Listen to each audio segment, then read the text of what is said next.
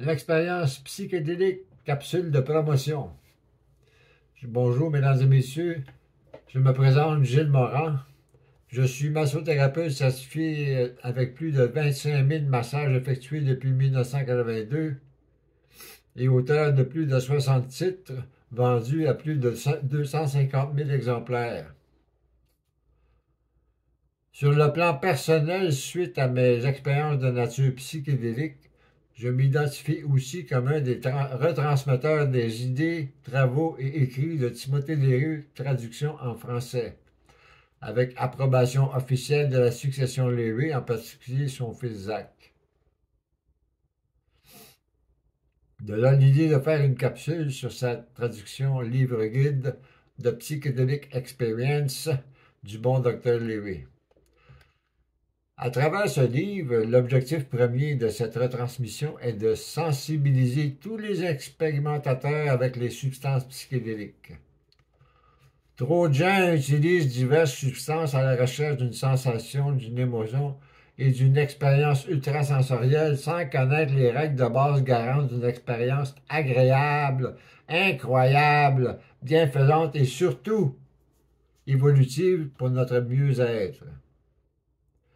Comme le proposait constamment le Dr. Léry, un simple guide d'instruction est essentiel et primordial à la bonne pratique neuropsychologique. J'aimerais apporter une précision.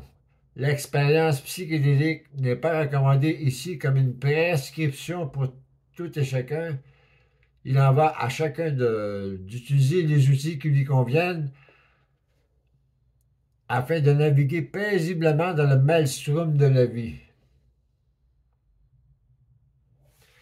Ainsi, sans prétention, je vous propose une façon d'aborder en toute liberté et en toute conscience l'expérience psychédélique.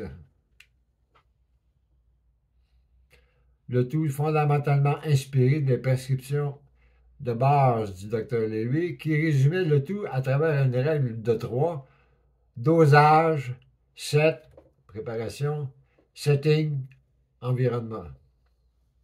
Dosage. Dans toute chose de la vie, le dosage est important. Toutefois, toute substance n'est pas bonne à prendre lorsqu'on souhaite s'aventurer dans une expérience psychédélique. Il me semble donc évident, dans tout esprit scientifique logique, d'établir un tableau des différentes substances compatibles ou non avec l'expérience recherchée à la manière du tableau des éléments périodiques. Il nous faut donc, d'entrée de jeu, différencier les substances que l'on absorbe en fonction des effets qu'elles produisent sur notre organisme, principalement notre cerveau, cet ordinateur ultime et le plus complexe que la nature ait produit. Comme le suggérait Dr. Tim et plusieurs autres chercheurs dans le domaine, il y a des substances de nature terrestre dont les propriétés euphoriques créent une dépendance physique, cocaïne, morphine et désormais autres substances chimiques créées en laboratoire qui ne servent à rien d'autre que de se détruire soi-même. D'autre part, il y a une autre catégorie de substances psychotropes de nature post-terrestre visant à se connecter avec l'éternel réseau inexploré de notre univers, telle la psilocybine, principalement à travers les champignons sacrés d'imagique, et la marijuana et ses dérivés naturels, sans oublier le LSD tiré de l'ergot de seigle. Il faut avant tout être sûr de la provenance et de la façon saine de les utiliser. On ne se propulse pas aveuglément dans l'espace intérieur sans préparation. L'internaute n'en est en fait qu'un astronaute en quête de découverte pour son avancement. Mais l'expérience devrait être vécue sous contrôle pour s'assurer un détachement de la gravité,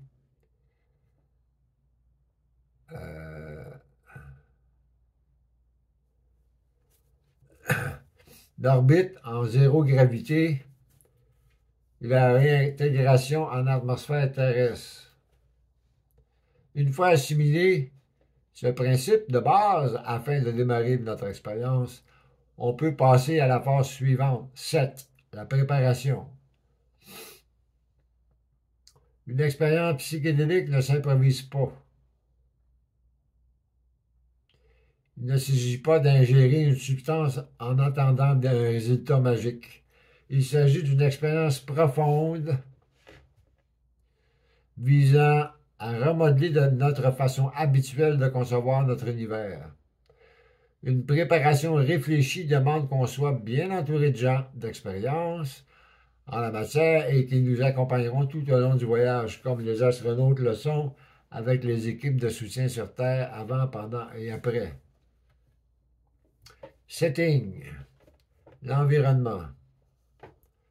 Le choix de l'endroit où se tiendra l'expérience est primordial. Le lieu, le décor, l'ambiance doivent être en tout temps réconfortants.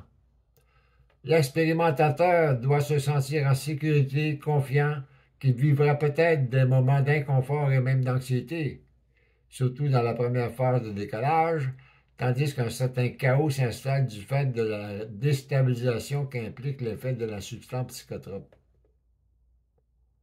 Les astronautes vivent le même effet antigravitationnel, alors les accompagnateurs du voyageur sont alors essentiels pour l'aider à se détacher de la gravitation mentale qui tend à les retenir dans ses programmations habituelles. Une fois atteint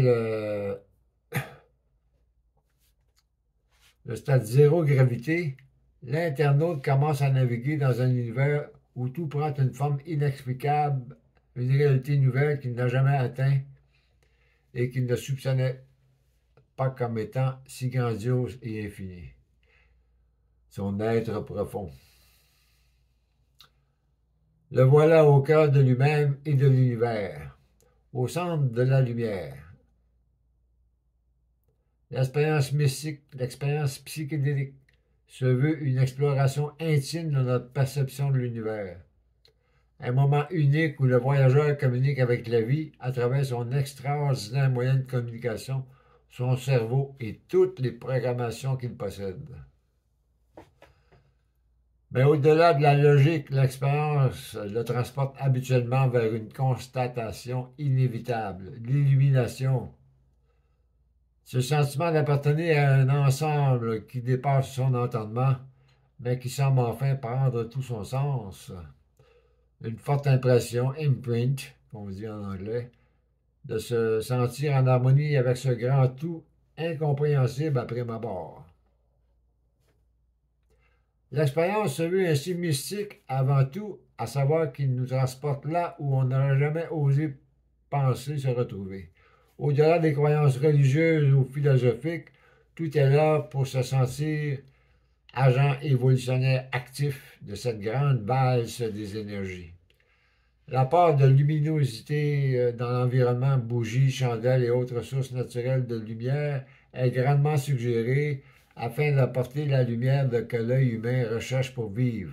Ne jamais oublier que nos yeux sont faits de grands trous noirs, les pupilles, qui absorbent la lumière.